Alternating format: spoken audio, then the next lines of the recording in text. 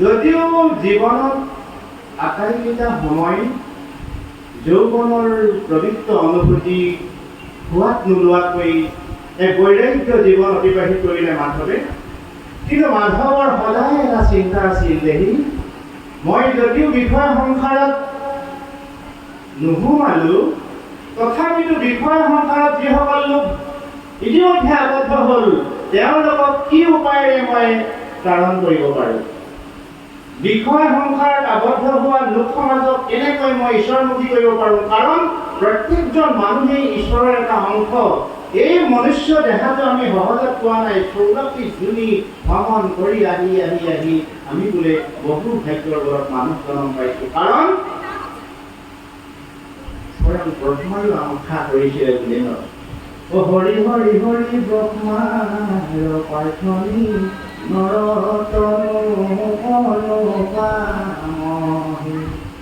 স্বয়ং সৃষ্টিগৰাকী ব্ৰহ্মাই যেতিয়া মনুষ্য জন্ম হৈ ঈশ্বৰ প্ৰাৰ্থনা কৰি জীৱন সফল প্ৰাপ্তিৰ কামনা কৰিছে, তেতিয়াহ'লে এই লোক সমাজত যিসকল লোক ইতিমধ্যে ঘৰ সংসাৰত আবদ্ধ হ'ল, তেওঁলোকক মই কেনেকৈ উদ্ধাৰ কৰিম? মহাপুৰুষ গুৰু শ্ৰীমন্ত শংকৰদেৱ আৰু শ্ৰী শ্ৰী মাধৱদেৱৰ জীৱনৰ একমাত্ৰ লক্ষ্য আছিল যে গৃহবাসী লোকসকলক মই কেনেকৈ মুক্তি পথৰ সন্ধান দিম। সেয়েহে গুৰুজনাৰ লগত মাধৱৰ এক খুব সুন্দৰ চৰ্চা হয়। গুৰুজনাই এটি ধুনীয়া বাণী কৈছে, গৃহস্থিৰ সম ধৰ্ম সংসাৰ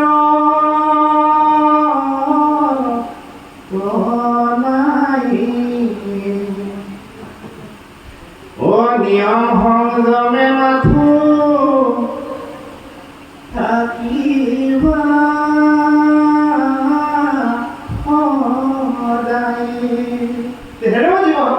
লোকসকল, এই সংসাৰখনত ঈশ্বৰ প্ৰাপ্তিয়ে হওক বা জীৱন সফলতাই হওক, এটাই মাত্ৰ পথ আছে, সেই পথটি হৈছে গৃহস্থী ধৰ্ম। কিন্তু সাৱধান বন্ধু, সাৱধান মানৱ জাতি, গৃহস্থী ধৰ্ম যদিও শুনিবলৈ ভাল, একেবাৰে সহজ বিষয় ৰূপে তোমাৰ জীৱন উত্তৰণ ঘটায়, কিন্তু সাৱধান, নিয়ম সংযমে মাথো থাকিবা সদায়। এতিয়া নিয়ম আৰু সংযমৰ কথা যেতিয়া মাধৱক কৈ দিলে, মাধৱক কোৱা লোক সমাজক ক'লে, তেতিয়া মাধৱদেৱে এটি সুন্দৰ সূত্ৰ দি থৈ গ'ল, যিটো সূত্ৰ আজি যুৱ প্ৰজন্মৰ বাবে অত্যন্ত প্ৰয়োজন, মানৱ জাতিৰ বাবে অত্যন্ত প্ৰয়োজন। সেই সূত্ৰটো হৈছে, যিজনে ইন্দ্ৰিয় দমি নিয়মি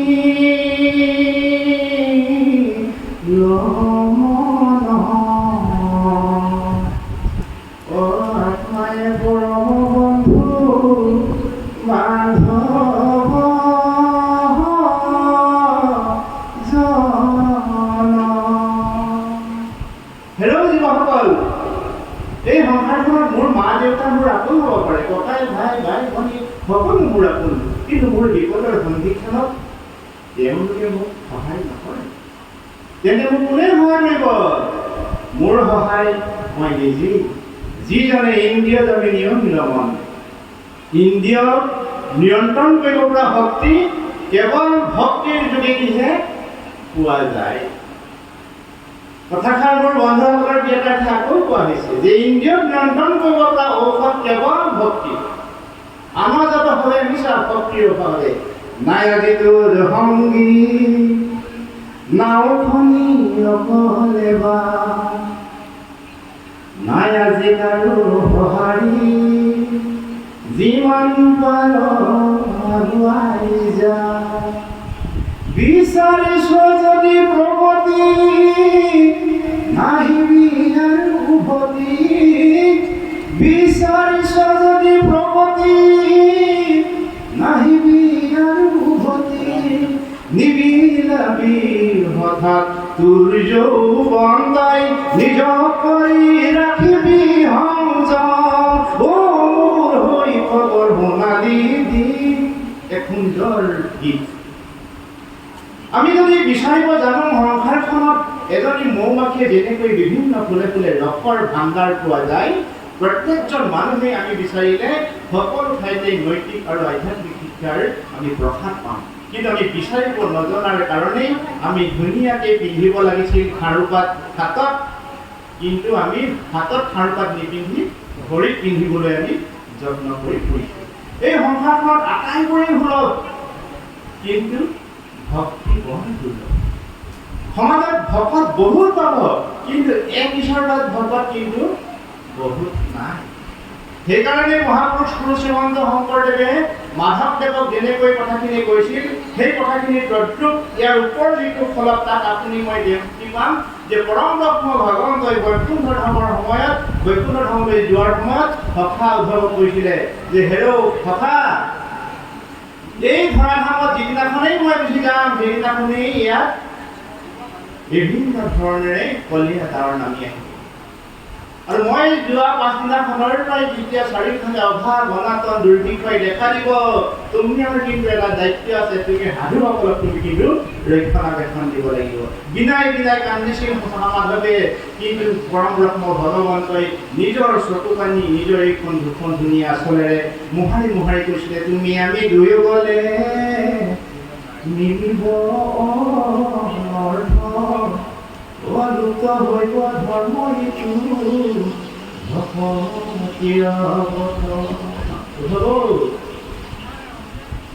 অধৰ্মে পিৰিলে যাবে ধৰ্ম ৰাখিয়া তুমি থাকিও সম্প্ৰতি। গতিকে ধৰ্মক ৰাখি পেলাই তুমি সংসাৰখনত থাকিব লাগিব, কাৰণ তুমি আমি দুয়োজন যদি গুচি যাওঁ এই সংসাৰখন শেষ হৈ যাব, শূন্য ক্ষয় হৈ যাব। গতিকে মহাপুৰুষ শ্ৰীমন্ত শংকৰদেৱৰ এখন হৰিনাম ধৰ্মত বিশেষ নেতৃত্ব প্ৰদান কৰা শ্ৰী শ্ৰী মাধৱদেৱৰ মূল লক্ষ্য আৰু উদ্দেশ্য আছিলে মানৱ জাতিৰ জীৱনটো মনুষ্যৰ পৰা দেৱতালৈ উত্তৰণ কৰি দিয়াৰ পথটোৰ সন্ধান দিয়া, আৰু সেই সন্ধানেই হৈছে এক শৰণ হৰিনাম ধৰ্ম। আৰু এই এক শৰণ হৰিনাম ধৰ্মৰ যোগেদি আপুনি মই একোজন মহাভাগ্যৱান ব্যক্তি, আমি এই মহাপ্ৰসাদৰ ভাগ পাইছোঁ। সেইকাৰণেই আমি প্ৰত্যেকজন যিসমূহ আমাৰ শুভাকাংক্ষীৰ লোক আছে, বন্ধু আছে, তেওঁলোককো আমি এই ভাৰ বাৰ্তাটো দিব লাগে। কাৰণ ওলাই দেখিবি যা শত্ৰু নাভাবিবি তাক। কেৱল শ্ৰীমন্ত শংকৰদেৱ সংঘৰ সংগীসকলৰ উত্তৰণ হ'লেই সমাজ উত্তৰণ নহয়। ওচৰ চুবুৰীয়া নদাই ভদাই মামাৰ গুৰু শ্ৰীমন্ত শংকৰদেৱে কৈছিলে, কিৰাত কছাৰী খাচী গাৰো মিৰি যৌৱন কংক গোৱা লক্ষণ ধনু ৰজত কিন্তু গুৰুজনে ভাবিলে কোনোবা জাতিৰ নাম বাবে থাকিলে নেকি, সেইকাৰণে আকৌ এবাৰ কৈ গ'ল শুনা সভাপত জন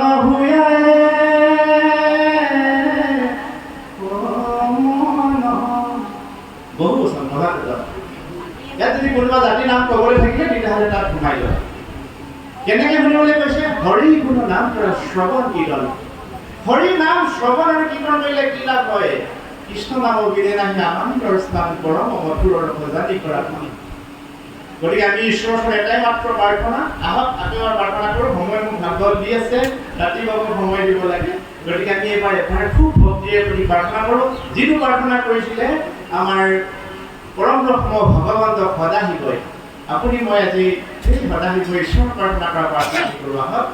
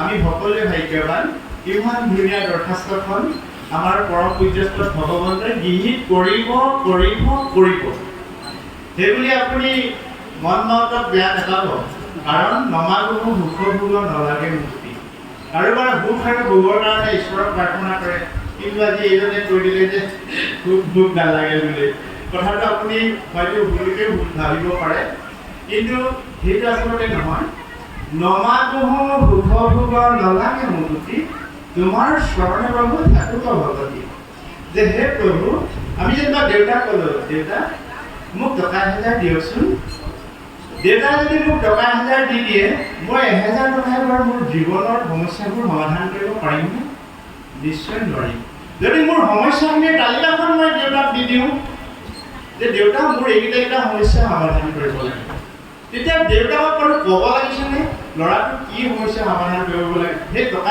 1000 কৈ গোটেই সমস্যাখিনি হয়তো কোটি টকাৰো হ'ব পাৰে আপুনি মই ভোগ ভোগ বিচাৰাকৈ ভক্তিটো যদি বিচাৰোঁ ভক্তি ভোগ ভোগ কাম ক্ৰোধ লোভ মোহ গোটেই বস্তুখিনি আহে এই 4 পুৰুষাৰ্থ দিছে বুলি কৈছে ভক্তিত বুজি পাইছেনে 4 পুৰুষাৰ্থ আপোনা আপুনি দি যায় গতিকে বিশ্বাসে মিলাৱে হৰি লৰকে বহুপুৰ আমি প্ৰতিবাদ কৰিব নালাগে ভগৱন্তৰ অমৃতময় বাণীসমূহ এই অমৰ গ্ৰন্থসমূহত লিখা আছে আমি মাত্ৰ বিশ্বাস কৰিব লাগে বিশ্বাসৰ বলতেইতো আমি ঘৰ সংসাৰবোৰ পাতো এজনী ছোৱালী এটা ল'ৰাক ভাল পায় নিজৰ মৰমৰ মা দেউতা ককাই ভাই ভাই ভনী সকলোকে জলাঞ্জলি দি মানুহজনলৈ গোটেই জীৱনটোৰ কাৰণে গুচি যায় কিয় গুচি যায় তেওঁলোকৰ এটা বিশ্বাস আছে সেই বিশ্বাসটো এনেকৈ নোলায় মৰম চেনেহ ভাল পোৱা দ্বিতীয় বস্তু তাতকৈ প্ৰথম বস্তুটো হৈছে বিশ্বাস যিখন ঘৰত বিশ্বাস নাথাকে সেইখন ঘৰ কিন্তু এদিন ভাঙিব গতিকে বিশ্বাসেৰে আপুনি ঘৰ গঢ়ক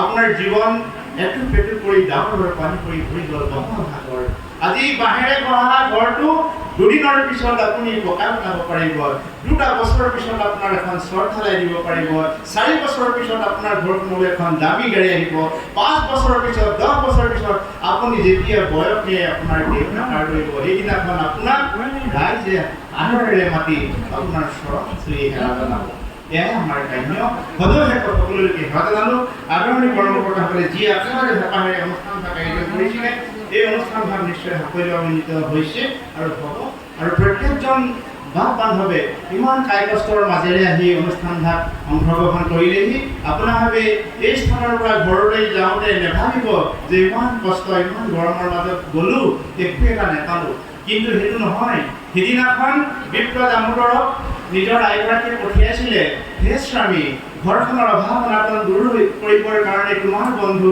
পৰম ঈশ্বৰ ভগৱন্তৰ ওচৰলৈ তুমি যোৱা স্বামী ভাগ্যৰ অনুৰোধ মৰ্মে পৰম ব্ৰহ্ম ভগৱন্তে আহি অনাহতে অনন্ত শ্ৰীহৰিৰ লগত বাৰ্তালাপ কৰিলে কিন্তু বেচেৰাই এবাৰ ক'ব নোৱাৰিলে মোৰ ঘৰখনৰ অভাৱ আৰু ঘৰলৈ গৈ দেখে জয় জয় মই জয় জয় মই গতিকে সঁচাকৈ এদিন আমি ঘৰ সাজিমেই য'ত সুখ থাকিব শান্তি থাকিব মৰম থাকিব ভাল পোৱা থাকিব বিশ্বাস থাকিব সকলোকে সেৱা জনালো নিজৰ পুত্ৰ সম্ভাৱী ভাতৃ সম্ভাৱী অপৰাধ মাৰ্জনা কৰিব কোটি কোটিবোৰ অপৰাধ নিতে কৰোঁ আমি দুৰাকৈ হে হৰিমুখ দাস হেনমানি ক্ষমি কবিতময় আদৰণি কৰ্মকৰ্তাসকলে এই অভাজনক এইকণ সুবিধা প্ৰদান কৰাৰ বাবে সমস্ত কৰ্মকৰ্তাৰ শ্ৰীচৰণৰ শ্ৰীচলো সকলোকে পুনৰবাৰ ভক্তিৰ অঞ্জলি আছে অভাজনৰ বক্তব্য সামৰিত অপৰাধ মাৰ্জনীয় জয় গুৰু শংকৰ জয় গুৰু কৃষ্ণ কৃষ্ণ